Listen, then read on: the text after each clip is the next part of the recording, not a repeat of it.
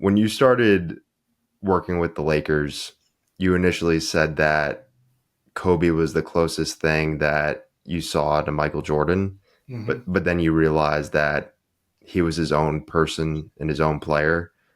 What made him a one of one? Everybody knows it as a mama mentality. It's there's a hunger and a thirst for knowledge, but it's also is that killer instinct, and it's also this unshakable belief and that sort of thing. So sometimes the stories are it's really helpful. So I kept seeing him being the closest thing to MJ, and I worked with both of them very closely, intimately, and won championships with both of them, or they won championships with me. Without my and maybe they could do it without my support, but I was lucky enough to be in there and be part of the process. Um, but I think for him is his desire to succeed and his willingness, his hungry, being hungry and humble, and working more than anybody. Talk about outwork. I mean, when I first met, I remember I heard about uh, him before we got there in LA. I think he shot a couple of air balls, and so when he goes back home to where he was living in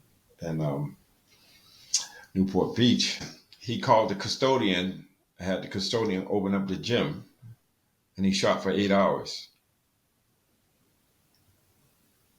Now, first of all, it's amazing. How the hell does he have the custodian's number? Think about that, you know. But that's Kobe. But that was Kobe, man. That was him. I mean, he would do things like that. You get what I'm saying? And I remember when in 2015 he called me up and had me come out and hang out with him for a little bit, and so I'm thinking I'm just going to stay in Newport Beach. I wasn't going to go to the United Center, well, the Staples Center, which is now, I think it's cryptos.com. I forget what they call it now, but they still call it the Staples Center. So Staples still getting their money.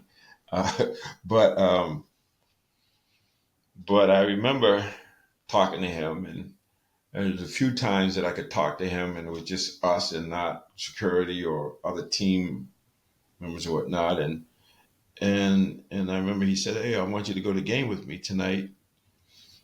And I said, okay, I'll go. I didn't have a suit or anything, but there's a picture of he and I walking through there. That's the only picture I have working with these guys because it's very private. Um, and he says, well, limo will come over and get you at such and such a time. I said, limo, what do you mean? He says, yeah, the limo will take you to the airport and then we'll take the helicopter. And I said, man, how long you been taking the helicopter?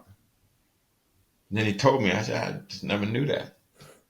But he was doing things that nobody else would do, or what you doing this summer? Oh, I'm working on my 3-point shot. It's 1,300 made threes every day. That's a mama mentality, but it's always been there. But then he started sharing it with people. And then when he hurt his finger and he couldn't hold the ball and he didn't miss a game and he changed his shot in mid-season, nobody does that. And that's when I said, no, he's his own person. I can't.